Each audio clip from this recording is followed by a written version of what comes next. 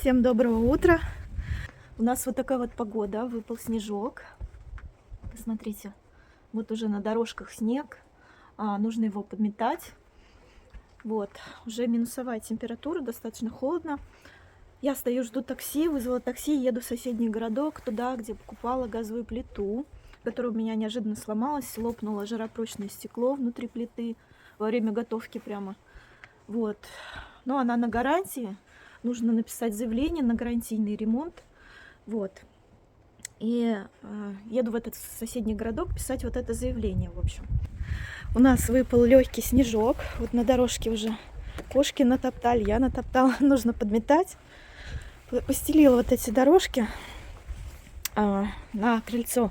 Это такое, знаете, резиновое покрытие, которое обычно стелят на детские площадки.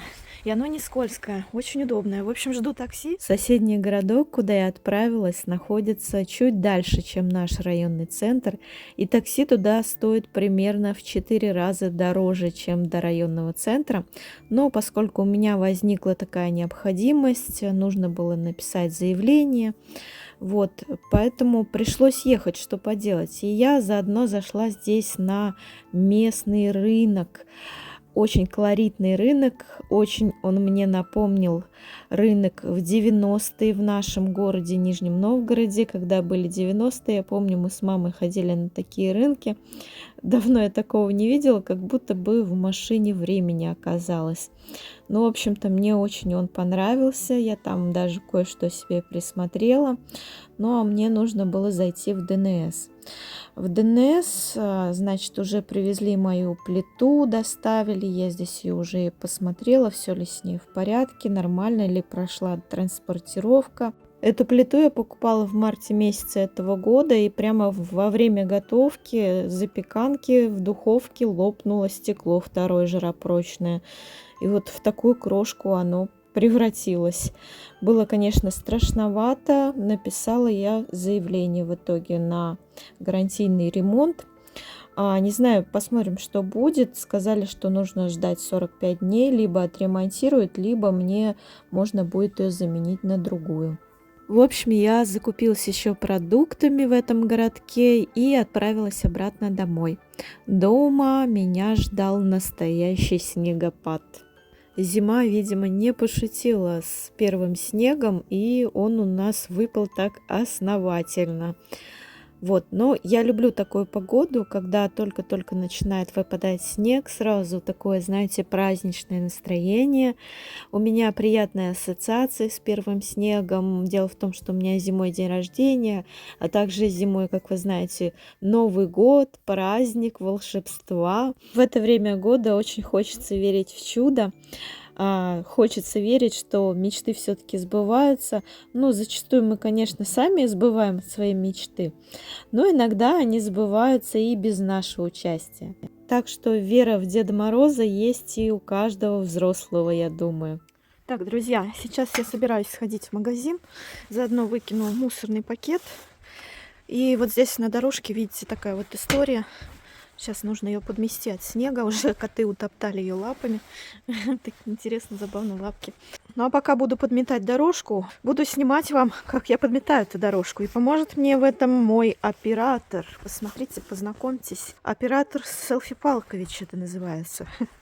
Знаете, мне очень понравилось подметать новое крыльцо от снега. Это доставляет какое-то особое удовольствие.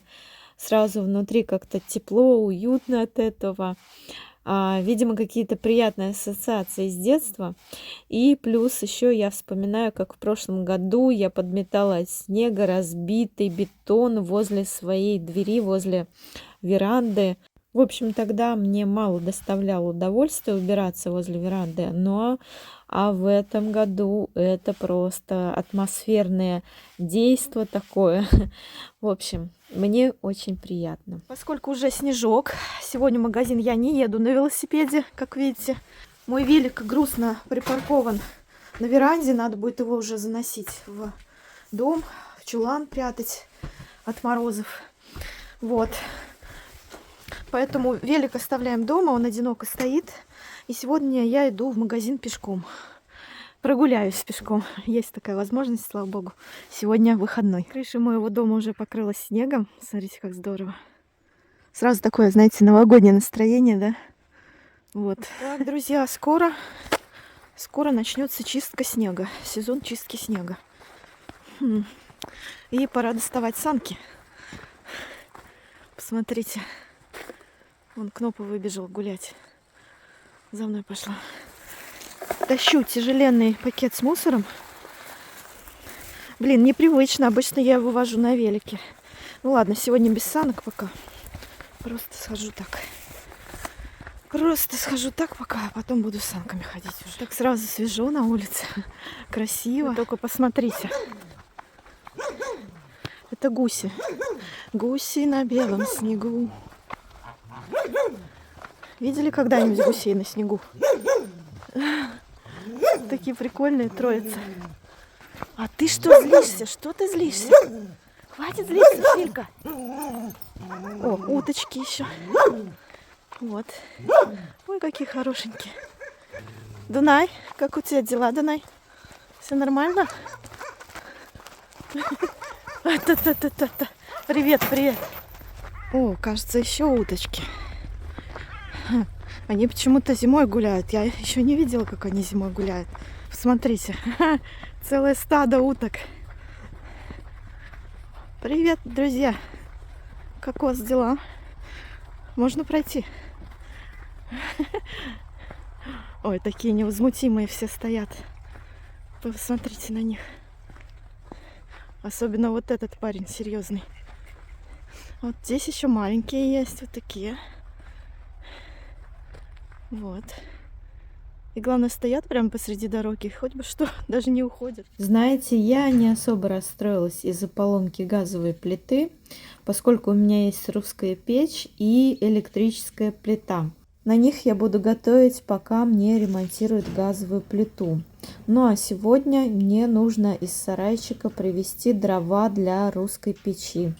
Я взяла тачку и иду в свой дровник. Русскую печь я использую вместо духовки. Вы знаете, даже когда у меня была газовая плита, я периодически готовила блюда какие-то в русской печи. Потому что там и, во-первых, вкуснее, и вообще затопить русскую печь — это особое атмосферное удовольствие такое. Хотя топить русскую печь каждый день, конечно, не станешь. Я даже помню, когда ездила к бабушке летом на каникулы в деревню, она топила печь раз в неделю русскую. То есть по выходным она пекла пироги, плюшки, готовила для скота различный корм в этой печи, там запекала картошку и так далее. Вот. Ну, а я топлю время от времени, когда возникает какое-то настроение или необходимость, вот как сейчас, когда у меня сломалась газовая плита. Да и в этом году мне привели газ, у меня теперь газовое отопление, поэтому русская печь — это, знаете, такое некое декоративное удовольствие для меня. В этом году дрова я не покупала, их мне напилили прямо на моем участке. То есть было очень много аварийных и сухих деревьев, поэтому дров получилось много, слава богу, и на русскую печь мне вполне хватит. Хватит даже на баню. В общем, затопить русскую печь — та еще задача. Нужно натаскать дров в дом, просушить их, разжечь эту печь, потом подождать, пока прогорят дрова, и уже после того, как прогорели дрова, можно что-нибудь идти готовить, и уже, когда остаются розовые угольки, можно ставить блюдо в печь и ждать, когда оно приготовится. Но пока все это делаешь, особенно если в свое удовольствие, в свой выходной день, это становится некой такой медитацией даже. О блюдах, которые я готовлю в русской печи, я рассказываю в своих коротких вертикальных видео. Заходите в этот раздел и наслаждайтесь. Ох, коты, зима пришла. Зимушка, зима, здравствуй. Белка, как там снежочек? Теперь не пописаешь нормально, да, Белок? Вот такие дела, Бел. Все, зима. Здесь, смотрите, лапки котьи на снежке. Вот буду дорожки теперь подметать на крыльце. Вот так вот. Вон Васек побежал на охоту. В этом Котик году бежит. котята впервые гуляют по снегу, поэтому мне за ними так интересно и потешно наблюдать. Коты замерзли. Васюта. Буся никак не хочет идти на улицу. Уселась у меня здесь на столе и сидит. Нагулялась, скажи. Ну, этот ваш снег, скажи. Холодный он, лапки мерзнут, да, Бусь? Сидит вот здесь и наблюдает за котятами, как они гуляют. Рабочий стол поставила сюда. Здесь удобно вот так вот сесть в кресло и смотреть на соседей и в свой сад. Здесь коты иногда спят, иногда я сижу. Вот, и здесь вид открывается на мое крыльцо. И также вид открывается на лавочку в саду. Вот так вот. Так, друзья, приглашаю вас на типичный завтрак со мной. Значит, что здесь я завтракаю сейчас? Быстро растворимый кофе, 3 в 1, с маршмеллоу. Это сырнички из творога и с тыквенным жмыхом. Рецептик вам рассказываю в своем закрытом телеграм-канале под названием «Ресурс». Про него я в телеграм-канале подробно рассказываю, что это за канал. Вот, ну, в общем, там я раскрываю все свои рецепты тайные, да. Из этого сырникового теста сейчас здесь печется вафелька. Точнее, он же сырник, он же вафелька. Чем хорошо печь сырники в вафельнице, здесь нет жирного, не нужно добавлять масло, здесь антипригарное покрытие. Вот сейчас она испечется, и я вам покажу, как она выглядит. На дворе у нас вот такая погода. Буся отказывается категорически выходить на улицу и философски смотрит в сад. Вот, друзья, такой вот сырничек получился аппетитный. Вот так вот забираю отсюда, и вот смотрите, как он аппетитно выглядит. Обваливаю я вот это тесто в манке и потом отправляю в вафельницу. Вот, и получается такой вкусный сырник. В этом доме я живу уже год. И знаете, пока я за этот год адаптировалась к новому месту жительства, пока обустраивала дом, я, конечно же, прилично стрессанула, особенно если учитывать то, что я делала все сама, одна. Вот, и, конечно же, этот стресс сказался на моем физическом здоровье. В общем, этой осенью и зимой я решила прилично отдохнуть и, конечно же, позаниматься своим здоровьем. В общем, если у вас есть такое желание, можете присоединиться ко мне. Для этого я создала закрытый телеграм-канал, где я делюсь всеми оздоровительными процедурами, которыми пользуюсь. Это и занятия йогой, и питание. Там я делюсь рецептами полезных блюд, оздоровительными практиками различными, дыхательными техниками.